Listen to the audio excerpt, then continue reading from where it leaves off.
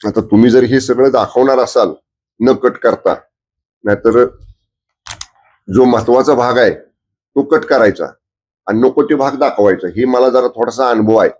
त्यामुळे जर तुम्ही दाखवणार असाल सगळं तर त्या निलंबनावर मी विस्तृत बोलतो. नाहीपेक्षा आपलं त्याच्यावर नो कमेंट्स म्हणून आपण सोडून देऊया. त्यामुळे आता बॉल तुमच्या कोर्टात आहे, तुम्ही सांगा. आणि तुमचं कसं असतंय, तुम्ही हितनं पाठवता, वर तुमचं कार्यालय काय करतं काय नाही मला माहित नाही, पण तरी सुद्धा मी बोलतो.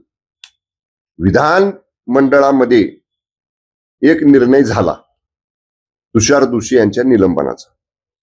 त्यानंतर पुन्हा एकदा माननीय विधान परिषद सभापतींना त्याच्यावरती निर्णय त्यांनी राखून ठेवला. त्या झालेल्या निलंबनाच्या निर्णयावर सभापतींचं काय मत आहे हा सभापतींचा वर्डिक्ट निर्णय त्यांनी राखून ठेवला.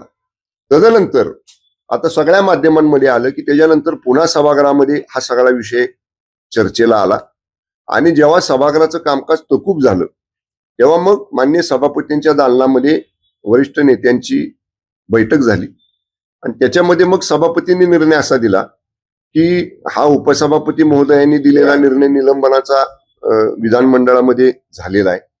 तर आता याची अंमलबजावणी करायची किंवा याच्या बाबतीतलं काय या ठिकाणी नेमकं म्हणजे काय त्याच्यामध्ये पुढं करायचं या बाबतीत संविधानिक तज्ज्ञ, कॉन्स्टिट्यूशनल एक्सपर्ट्स म्हणजे ज्यांचा घटनेचा अभ्यास आहे, संसदीय कार्यप्रणालीचा अभ्यास आहे, लॉ अँड कायद्याचा अभ्यास आहे, या सगळ्यांकडे हे प्रकरण आपण पाठवू, त्यांचं ओपिनियन घेऊ आणि त्यांचा ओपिनियन आल्यानंतर ह्याच्यावर निर्णय घेऊ.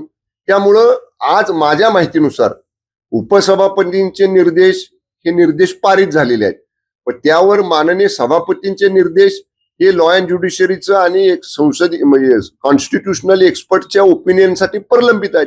त्यामुळे आता आम्ही हे सगळं विधिमंडळच्या कस्टडीमध्ये आहे. त्यामुळे याच्या बाबतीत जेव्हा कॉन्स्टिट्यूशनल एक्सपर्टची ओपिनियन येतील, लॉ अँड ज्युडिशरी म्हणजे कायदे तज्ञांचे ओपिनियन येतील, अभिप्राय येतील, त्याच्यावर मग कदाचित सभापती महोदय पुढचा निर्णय घेतील.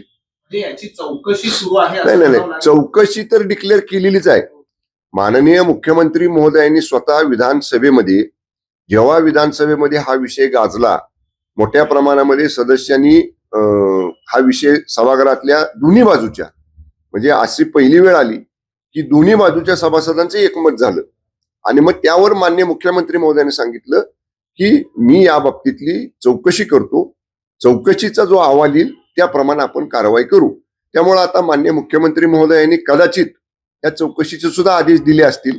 आणि माझं व्यक्तिगत मत, आणि मी गेली 30 वर्ष राजकारणात आहे, 2004 पासून माझी 4थी टर्म आहे, मी आमदार आहे, मी गेली 6-6.5 वर्ष 7 वर्ष मंत्री आहे.